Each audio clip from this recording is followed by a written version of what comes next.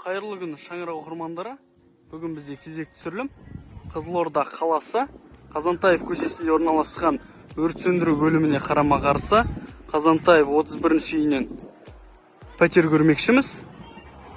Айта кетейік, бұл дом 1989 жылы салынған. Көретін пәтеріміз 4-ші қабатта 2 бөлмелі, ортаңғы бөлікте орналасқан. Үй ауласында балалар ойнайтын алаң және автотұрақтар бар. Келесі кезекте үй ішіне қарай өтейік. Подъезд көрінісі. Үйдің кіреберіс есігі. Келесі кезекте үйдің ішіне қарай өтетін болсақ, бұл бізде солға қарай үйдің жуыну бөлмесі және ас бөлмесі, оған кейінірек ораламыз.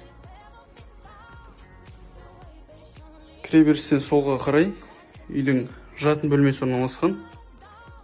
Айта кетейік, үй 2 бөлмелі. Жатын бөлмесі толықтай жөндеу жұмысынан өткен.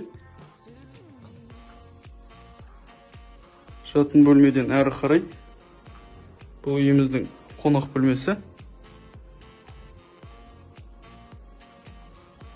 Қонақ бөлмесі кең, қабырғасы обой, полы линолеум.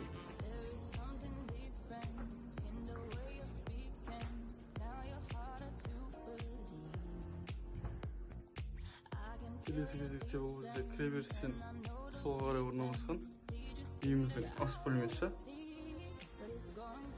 Ас бөлмесі осындай кішігірім ғана.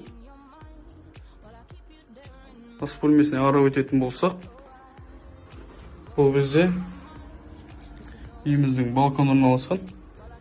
Балкон толықтай қапталған.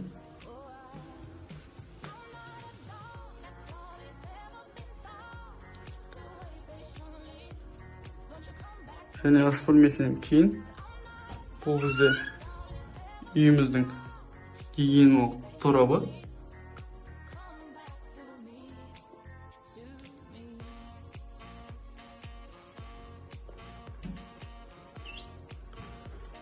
Жалпы үй туралы толық ақпаратты білгілеріңіз келсе, видео астындағы номерге хабарласыңыздар.